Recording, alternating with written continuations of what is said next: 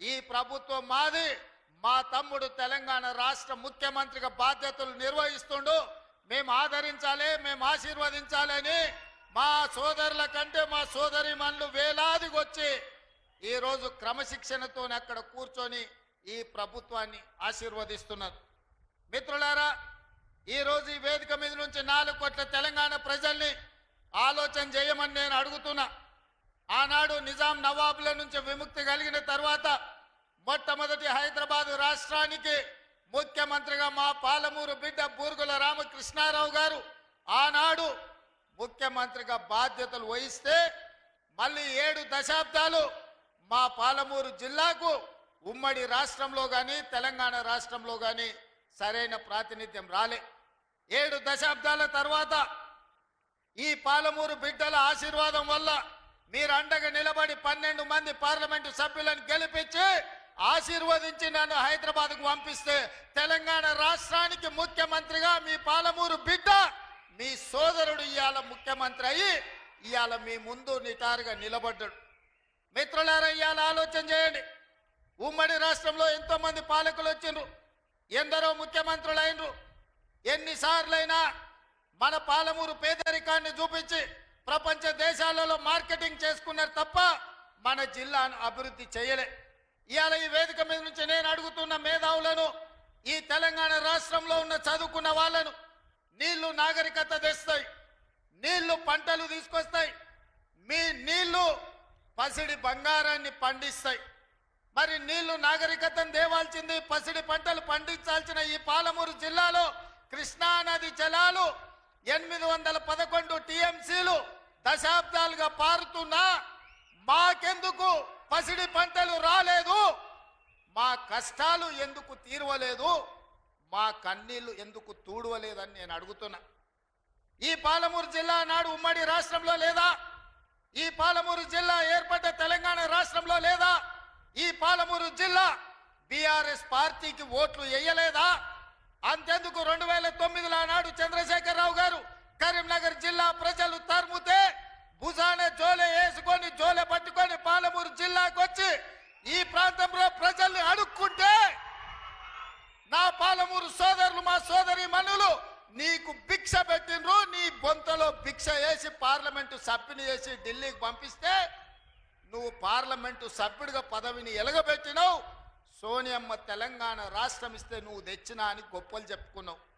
ఆనాడు పాలమూరు జిల్లాను దత్తత తీసుకుంటున్నావు.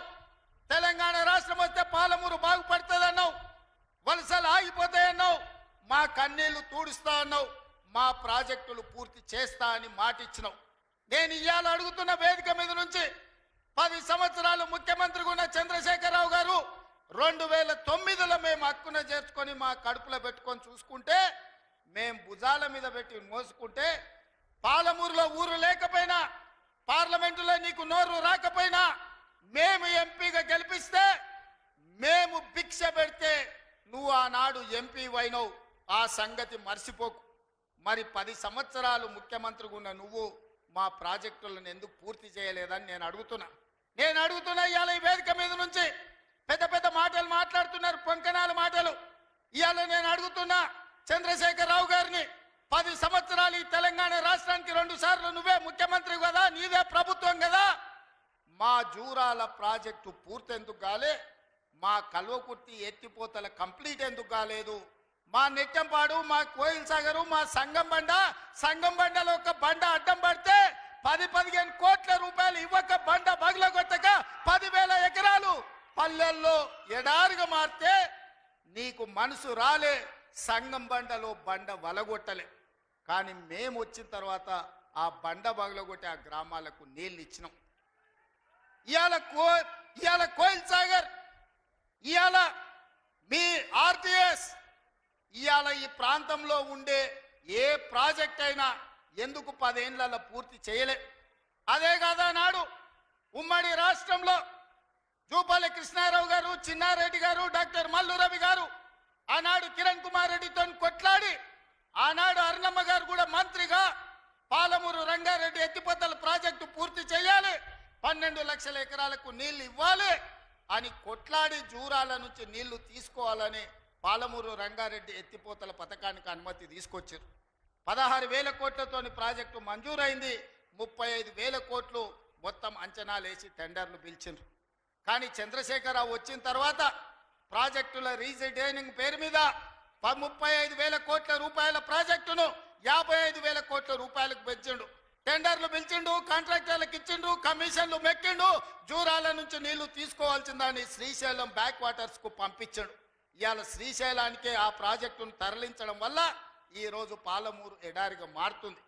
10 ఏళ్లలో పాలమూరు రంగారెడ్డి పూర్తి చేసిన, కల్వకుర్తి పూర్తి చేసిన, భీమా నెట్టంపాడు కోయిల్ సాగర్ రాజోలి బండ పూర్తి చేసి ఉంటే, తుమ్మిళ్ళ ప్రాజెక్టును పూర్తి చేసి ఉంటే ఇవాళ ఆంధ్రప్రదేశ్ మనకు అభ్యంతరం పెట్టకపోయి ఉండే.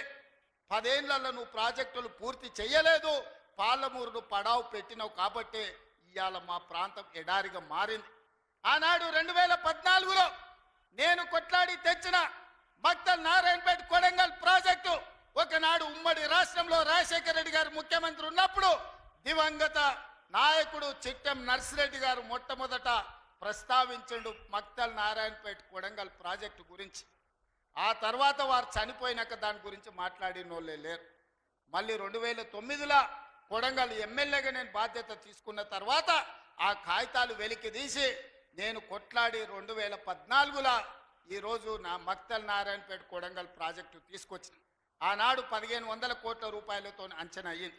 1,500 కోట్ల రూపాయలతోని 107,000 ఎకరాలకు ప్రాజెక్టు కట్టడానికి అనుమతులు తెచ్చిన. 10 ఏళ్ళు నా మీద కక్షతోని, పాలమూరు మీద పగతోటి చంద్రశేఖరరావు ఈ ప్రాజెక్టును పక్కన పెడితే ఈ రోజు నేను వచ్చిన తర్వాత తిరిగి వాటిని దుమ్ము దులిపి పనులు మొదలుపెట్టిన. ఇవాళ 4,500 కోట్ల రూపాయలతోటి మక్తల్ నారాయణపేట కొడంగల్ ప్రాజెక్టును పూర్తి చేయాలి 2 ఏళ్లలో అని ఈ రోజు టెండర్లు పిలిచి పనులు ప్రారంభిస్తే ఇవాళ పగబట్టి ఆయన టీవీలలో పేపర్లలో అడ్డుకుంటున్నారని అంటున్నాడు. నేను అడుగుతున్న చంద్రశేఖరరావు, నువ్వు 70 ఏళ్ళు మాకు అన్యాయం జరిగింది. మా ప్రాంతంలో నీళ్లు పోయినా, మా ప్రాంతం నుంచి తరలిపోతున్న కృష్ణానది జలాలు మాకు తాగడానికి, మా సాగునీరుకు రాకపోయినా ఈ దేశంలో ఎక్కడ ప్రాజెక్టులు కట్టినా, బాక్రానంగల్ కావచ్చు, శ్రీశైలం కావచ్చు, నాగార్జున సాగర్ కావచ్చు, SRSP కావచ్చు, ఈ దేశంలో ఎక్కడ ప్రాజెక్టులు కట్టినా తట్ట పని, పార పని, మట్టి పని, చెమట తీసే ప్రతి పని మా పాలమూరు బిడ్డలు చేసి దేశానికి ప్రాజెక్టులను అందించారు. ఇవాళ ఈ దేశంలో పంట పండుతుందంటే మా పాలమూరు బిడ్డల స్వేదం ఉంది, మా రక్తం ఉంది, మా కష్టం ఉంది. అట్లాంటి మా జిల్లా ఎడారిగా మారి వేలాది మంది వలసలు పోతుంటే తమ పసిపిల్లల్ని తల్లిదండ్రుల దగ్గర, ముసలోళ్ళ దగ్గర, గుడిసెల దగ్గర వదిలి జంటలుగా మేస్త్రీల ఎంబడి వలస పోతుంటే వలసలు ఆపాలని ఇవాళ మా ప్రాజెక్టులు పూర్తి చేయాలని ప్రయత్నం చేస్తుంటే మా మీద పగబట్టి నువ్వు ఎందుకు చంద్రశేఖరరావు అని నేను అడుగుతున్నా.